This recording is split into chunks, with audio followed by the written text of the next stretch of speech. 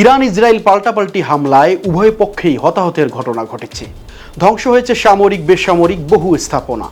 শক্তিশালী দুই দেশের সংঘাত ঘিরে উত্তেজনা ছড়িয়ে পড়েছে পুরো মধ্যপ্রাচ্যে। তৈরি হয়েছে সর্বাত্মক যুদ্ধ ছড়িয়ে পড়ার আশঙ্কাও। চলমানে যুদ্ধ পরিস্থিতি সৌদি আরব, তুরস্ক, কাতার, পাকিস্তান, ভেনেজুয়েলা সহ আরও অনেক দেশ ইসরায়েলকে উত্তেজনার জন্য দোষারোপ করেছে। তারা অবিলম্বে ইসরায়েলকে দখলদারি মনোভাব পরিহার করে শান্তির পথে হাঁটার আহ্বান জানিয়ে বিবৃতি দিয়েছেন। সংঘাত বন্ধে ইরানের সঙ্গে পারমাণবিক কর্মসূচি নিয়ে আলোচনায় বসার প্রস্তাব দিয়েছে জার্মানি, ফ্রান্স এবং যুক্তরাজ্য। এ নিয়ে উদ্যোগ গ্রহণ করার জন্য তেহরানকেই চাপ দিচ্ছে দেশগুলো।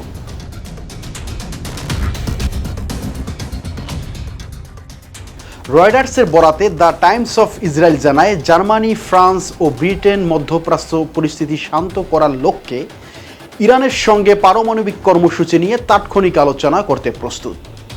জার্মান পররাষ্ট্রমন্ত্রী জোহান ওয়াদেফুল বলেছেন এসব কথা।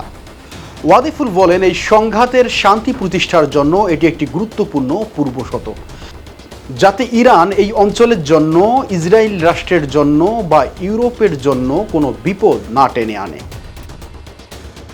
দেশের নাম্বার 1 ট্রেডিং অ্যাপ নিফটি ফার্স্টে পাচ্ছেন ট্রেডিং এর সব সুবিধা, dual exchange access, company analysis, portfolio তৈরি করা সহ আরও অনেক ইউনিক ফিচারের সাথে ট্রেড করতে ডাউনলোড করুন এক্ষুনি।